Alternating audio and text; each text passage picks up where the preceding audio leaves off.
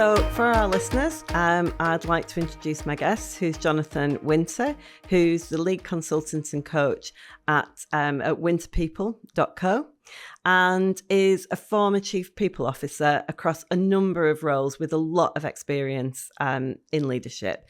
Jonathan and I have known each other for a number of years, and I know that you've got some great insights for us today, Jonathan. So again, thank you for being here.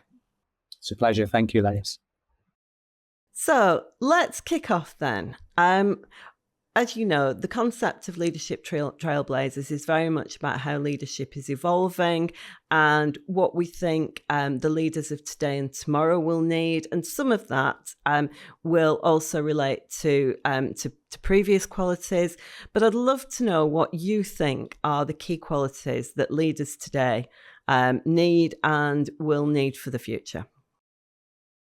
Yes, happy to talk about that. I think there are some new things. We do live in a changing world of work, but I'm also going to try and suggest that some of the qualities that have always marked out the best leaders continue to be relevant. So it isn't a case of whatever used to be done in the past is bogus and has to be rewritten. And I actually think really good leadership was quite rare all the way along. It's never been. There's been dozens of outstanding leaders around. We each can remember the really good leaders that we've worked with in our careers. The things that I think stand good and that have always been the best qualities of great leaders are that they are people-centered. So they are compassionate in the way that they deal with people. They have an engaging way of working. They're good listeners. They involve others in their decisions. One of the big pitfalls of leadership is that leaders can sometimes, the further up the ladder they get, think that they have to work more and more in isolation and independently of others. And I would suggest that the more senior you are, the more vital it becomes that you retain that contact with others. You don't lead alone. There might be the occasional big decision where people look to you to make it because it's a judgment call. But in the main, the decisions you're making should be taking as many of the people with you as you can because they feel they've been part of the direction. Yeah, I agree with that, Jonathan. And it's very interesting when you talk about, kind of the further up leaders go, the more likely it is that they then do start to slip into leading in isolation rather than necessarily leading in a way that might have been their previous style, which was, more collaborative and bringing people along with them. What's your view on what causes that when leaders do slide into that temptation to lead in isolation? I think at the heart of it, there is a misconception about what it is to be the boss. It isn't about being the heroic leader. We've seen how those things normally don't last very long. You do get heroic leaders. We could probably think of some in politics at the moment, but usually they crash and burn before too long. And the leaders who really succeed are the ones who keep in contact with the people that they're leading. I think there's a couple of things that you can do to insulate yourself against that risk, because sometimes these things happen unconsciously and over time.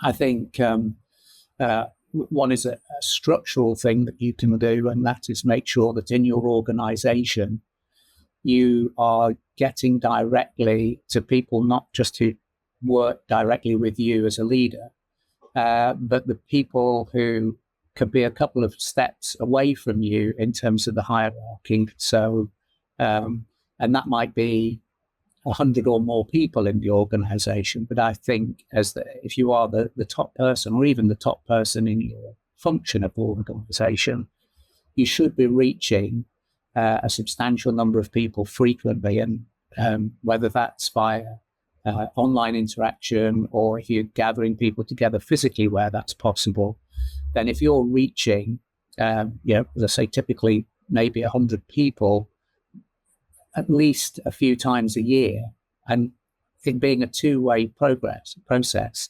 then you're going to have much more chance of the things that you are trying to lead on being adopted and being successful.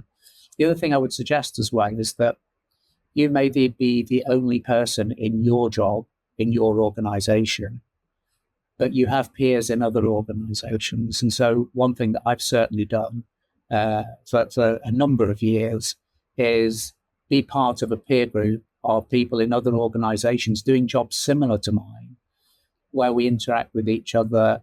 There isn't normally a big commercial confidence issue, because often we're working in different kinds of organizational industries, sectors. But you find that often the problems are very common, and they are usually to do with change, and they're usually to do with people. Yeah, and that's certainly one of the things that I've seen in my experience as well. And just to stay with that theme for just one more question. Even if you manage to get in front of people and do those interactions with people who are, as you say, 2 or 3 steps removed from you, what do you think leaders need to do in order to encourage people to talk to them properly?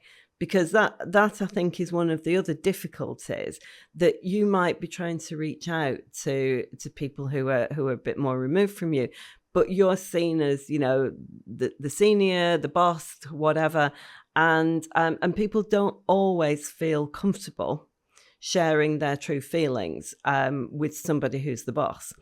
So what do you think it's important for leaders to do in order to encourage that two-way process?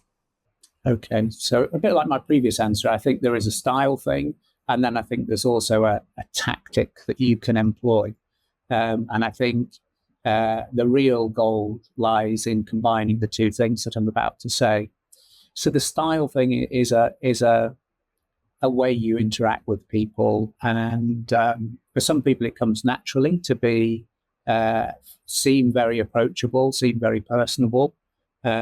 If it doesn't come naturally to you, you might need to work at it. You might need to do some coaching on it. And that's something I coach leaders on quite a lot, which is how to seem more approachable, even though on the inside they feel like they are, looking at how they're communicating and whether it encourages feedback or not.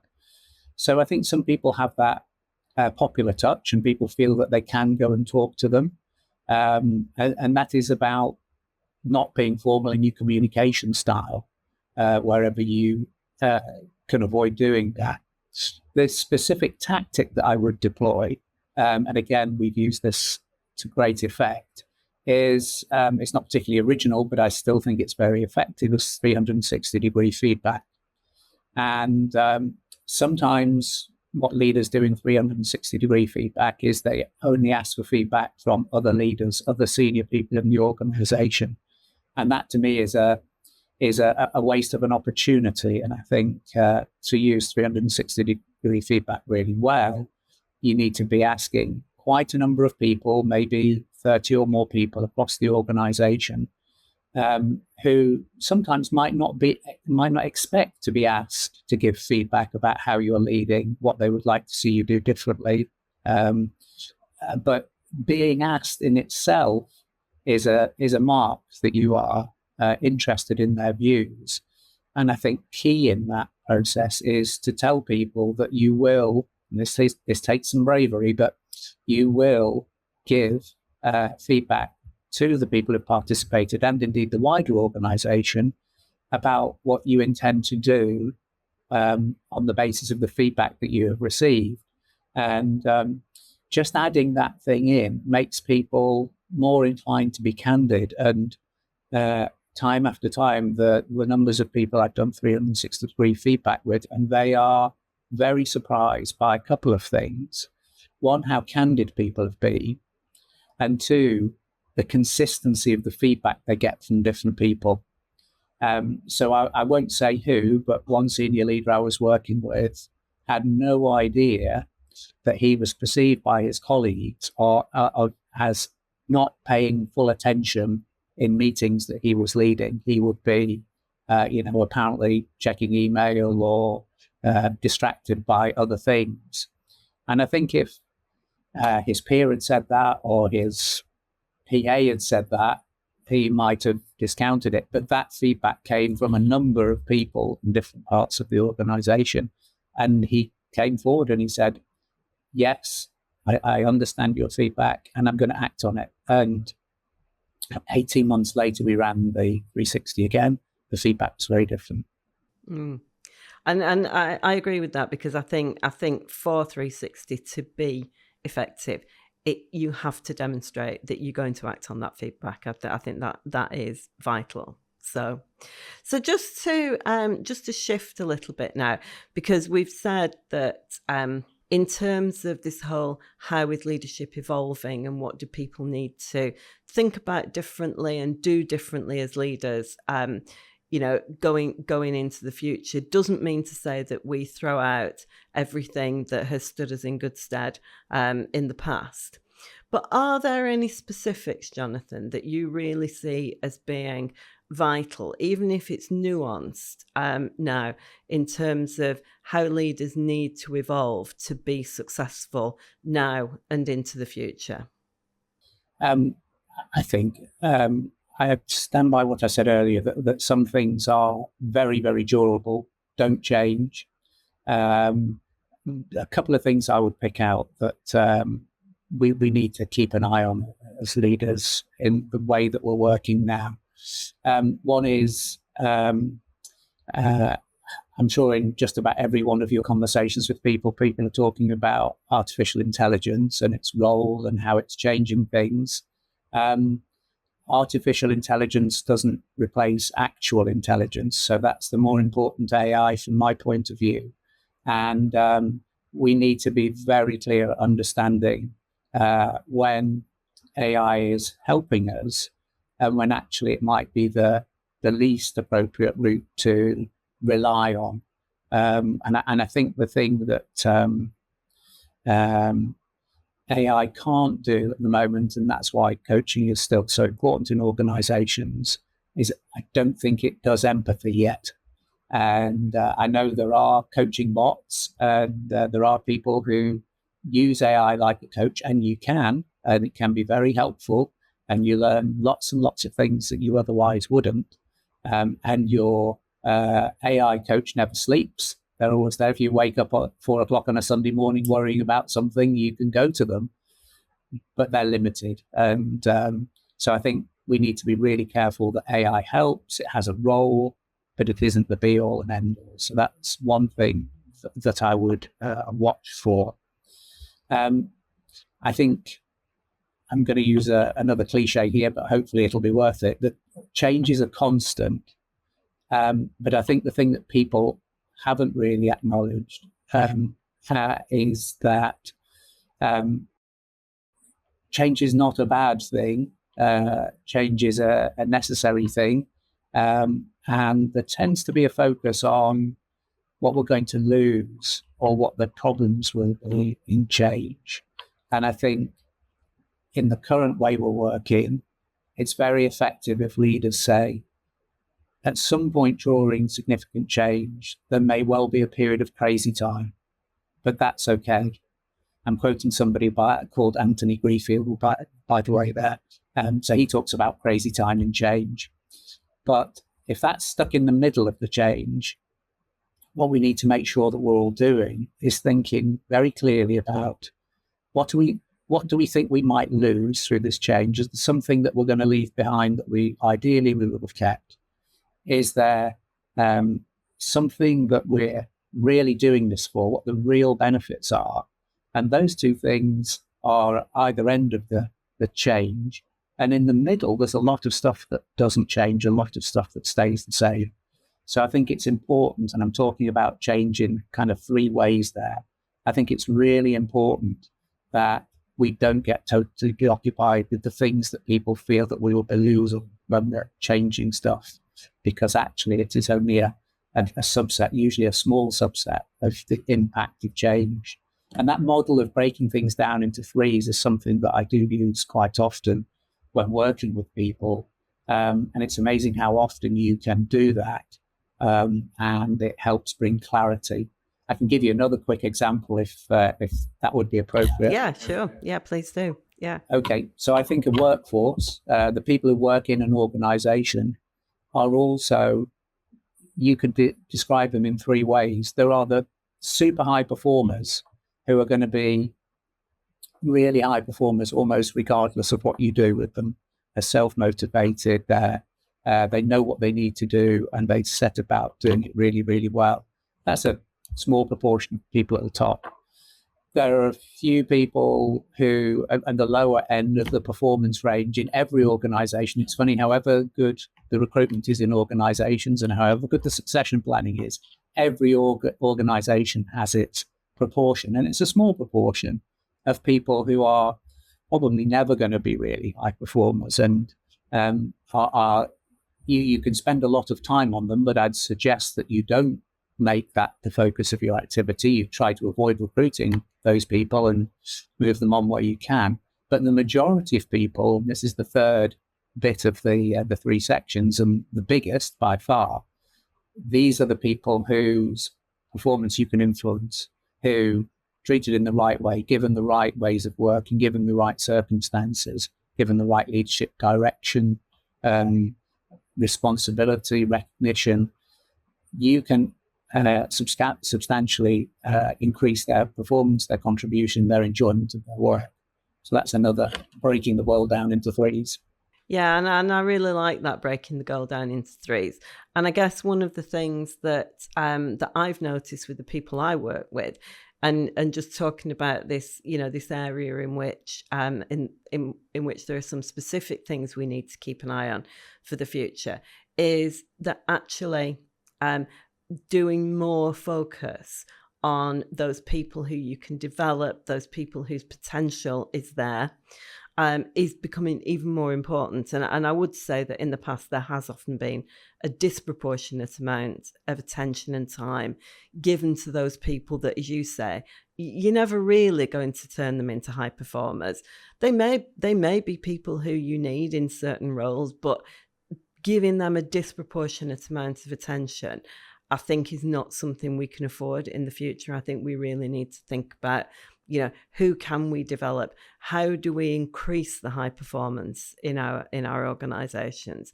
Because that feels very necessary to me. Can I just ask you about demographics as well? Because, and I know you and I have had a couple of conversations about this in the past, that for a lot of organizations now, it's so important that they nurture and connect with their younger people, because they're often the ones who can drive that high performance and that potential. And that feels like a bit of a shift to me from what we had in the past. So I don't know what your thoughts are on that.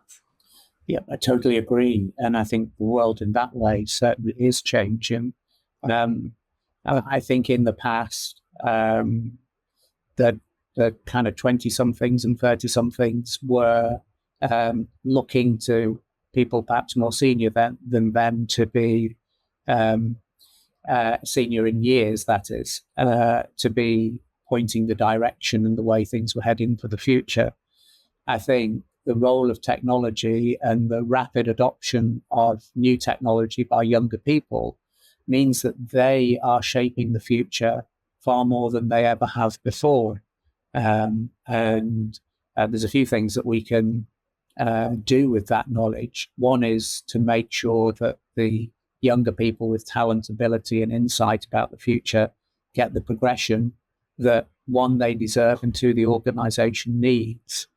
And another is to actively foster discussions with people who might currently be more junior in your organization, and as a consequence of their relative youth and relative inexperience, but really change is being shaped by the people who are the digital natives, the rapid adopters of change, which is heavily technology driven now in all our lives. So that is a fundamental change, and people beyond a certain age need to recognize and understand that. And I think a lot of people do, but don't know quite what to do with it.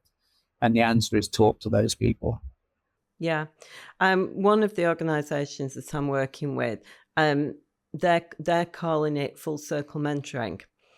And actually people have mentors who are still more senior than they, but they also have mentors who are more junior than they are and who are younger than they are.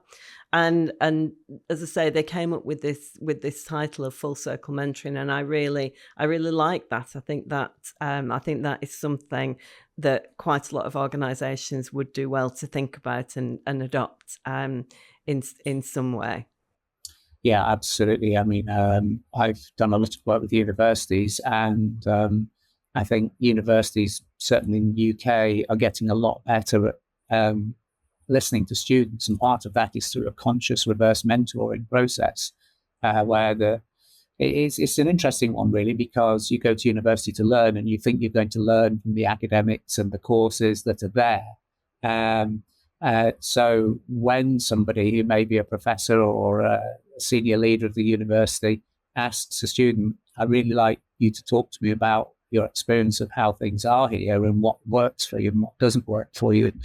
They're sometimes surprised, but because they are very open-minded, and I've spoken earlier about young people's engagement with doing things differently, they very quickly drop into being outstandingly good mentors and very ready to tell you what you could and should be doing differently. I think it's marvelous. Yeah, I think that kind of interaction is absolutely marvelous. So, one of the things that and it slightly goes back to what you said at the beginning, but is a little bit different as well, is that we've got a lot of ways that leaders can be visible, leaders can be impactful. But particularly if you are senior in a large organization or over a large area of responsibility or department or team, what's your thoughts on how leaders stay visible and impactful and connected in the best possible way? Yeah, it's not easy. And the workplace has diversified quite a lot, hasn't it? So there's, I think, working from home is a new and permanent part of the way people work. So it's not like you can call everybody together in the workplace into a particular place at a particular time, because normally some of them won't be there. So I think there is a place for technology. I think try to get people together when you can. And I spoke in answer to one of your other questions about leading through managers. If you can't meet hundreds or maybe thousands of people in your organization yourself, but the people who work within that leadership structure, you can spend time with them, and they can then spread the message of what you're doing, why you're doing it. Then I think that's certainly one thing that you should consider. I also think as well there's a place for online opportunities for people to join a Q&A and a briefing. That's something I've seen work successfully. There's no limit to how many people can join that. I've been in an organization where many hundreds of people would go onto a live briefing and Q&A, have an opportunity to submit questions in advance and know that those could be answered, having opportunity to answer questions real time. I think in the past that might have felt artificial, the fact that it was being done through a screen, and might have felt overly stage managed. But I think now we're so used to, as you and I are right now, interacting with people through a screen, that I think a real sense of humility, humanity, approachability, all of those things can come through in those kind of conversations. Whereas I think a lot of leaders sometimes are still thinking that, well, written communication is the only way I can get to people. There's a place for that if there's something that you want to be in print, but I think there's also a place for for showing that you are a person, and when they ask a question, you think before you answer and you've listened carefully. I think that has real power. Yeah, I agree. And it also connects slightly back to what you were talking about AI, because certainly one of the things that I'm hearing is that, yeah, AI can do many, many things, but in this world of AI, people are craving even more that human interaction, real connection, and feeling that they are getting that, that level of attention. It was interesting what you said about the leader who genuinely hadn't realized that people saw him as being distracted, and that feedback was so important. So I think attention, real human interaction, showing that humanity, showing that humility, and I think that absolutely can connect on a screen if it's not possible to do it in person. So 100% agree with you on that. So a couple of things. What do you see as being the biggest challenges that leaders are facing today? I think whether you're leading a very small business or a national organization or a global organization, we live in very turbulent times. I think there is a lot of political divergence of thinking. There is the New World Order that is being talked about. Whilst we, I think, always thought that the future war would somehow be fought in cyberspace, I think old-fashioned weapons and military might are affecting the world in ways that even a couple of years ago we probably wouldn't have anticipated. So things feel unsafe and insecure. And if you're trying to run an organization, the chances are that you are relying on international cooperation in some form or another, whether that's an organization that needs oil or an organization that needs people. You're relying on some kind of trust. And I think trust seems to be increasingly short supplied. So I think maybe the thing that leaders in organizations can bring to people's lives, and I don't just mean their working lives, I mean their wider lives, is a sense that wherever possible, we are bringing some certainty and some predictability to the way that we're doing things. The whole term, I mean, we could get into the whole arena of psychological safety, which used to seem to be something that was within an organization, that people are feeling issues of psychological safety for all sorts of reasons. Within the UK, there are tensions that are around in society, and people not knowing whether they're going to be in some way vulnerable at work or vulnerable elsewhere in their lives. So people are feeling all sorts of vulnerabilities. Could be because of the way they look, could be because of their faith, all manner of reasons.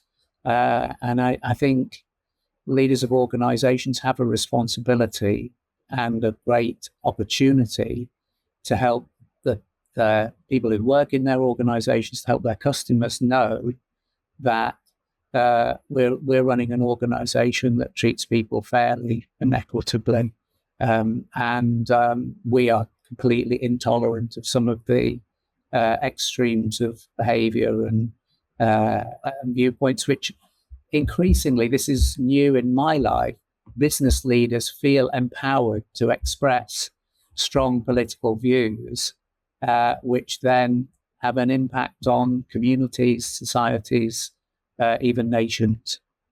And I think that what you said there about, where you can, injecting a feeling that this is a place where people can feel that psychological safety.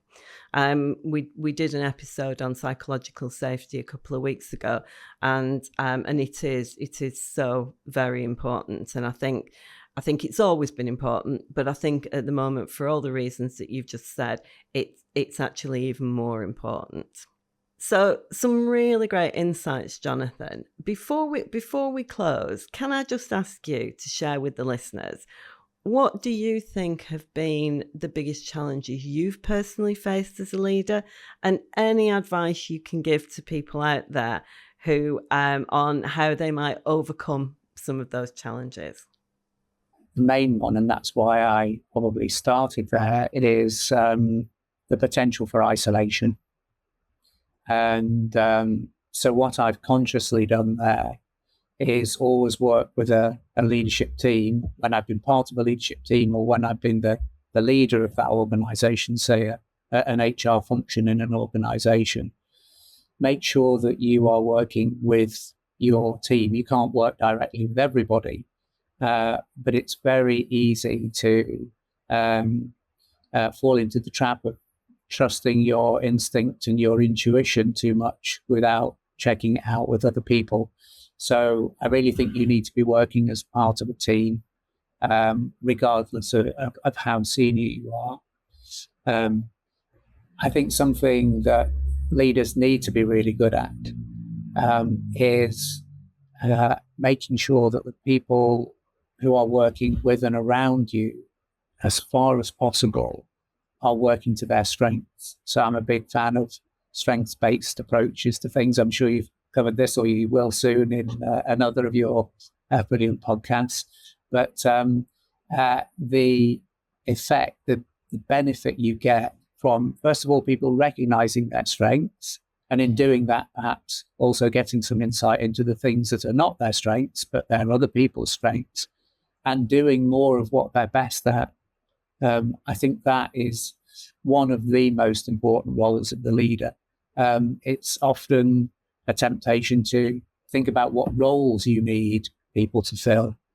And it's as much about getting people to use the skills and perhaps softer qualities that they have in terms of the way they deal with people, the way they approach problems, to use them in that way, and perhaps have more of a project-based approach to the work that people do, rather than a fixed remit, and have dynamic teams whereby some project will need a lot of data rational people, another one needs people who really understand the market, and so on and so on. And different strengths come to the fore in those kinds of project-based working.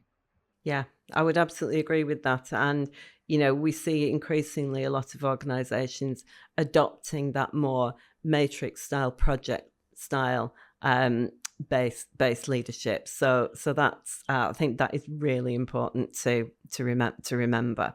So just in closing, Jonathan, we're both coaches, and I know that the work that you're doing with many senior leaders and many senior teams it's similar to some of the work that I'm doing. So are there any themes that you're seeing coming out in your coaching work now that we haven't already mentioned that you'd just like to share? Although we haven't mentioned some of these things, they're not necessarily new, but recurrent themes for sure. Imposter syndrome. A lot of people thinking, I don't know how I got here, and I don't know how I should be doing this. And the great joy of coaching is it's not your job or my job to reassure those people in asking thoughtful questions where we really only are interested in what the individual thinks. They find their answers, and the imposter syndrome thing can go away quite quickly. Not sometimes takes longer, but for some people, they actually say, "Well, now I think about it, yes, I do know why I'm doing this job, and I do know what I'm bringing." And I'm thinking of somebody who had an opportunity to go for a very senior position, and decided it was a woman, and sometimes imposter syndrome, it seems to be stronger in female colleagues, which I think is changing, but it's something that we do see. She more or less talked herself out of going for the job, but then through a process of coaching, actually identified two things. One, that she was probably the best candidate for the job, And two, that the reason she was going to go for it was because she couldn't bear to see somebody else do the job badly. And she went on to be a wonderful success in that role. So, and perhaps not talking about new things, but things that don't go away, they're still important. Yeah. And I actually think I can't, yes, I mean, I see the imposter syndrome a lot. And I also think that what you said before about the uncertain state of the world is almost fostering that again in terms of increasing it, if you like. So I think that's a key one. And I guess the other one that I see quite a lot, and again it's not new, but it seems to have increased, and I'd be interested in your thoughts on this, is overwhelm. There's just so much information and so much overwhelm, and actually sorting that out and finding a way of dealing with that, with that increase in information is really important. Would you agree with that? Yes, absolutely. And burnout and people not knowing what to do next. And I think that's a function of some of the other things that we've talked about, but also it's the fact that the future feels deeply uncertain. And so the things that are on your desk in the past, you could probably think back, well, what did we do the last time this happened? We did this and it worked. So we should be okay if we do it again.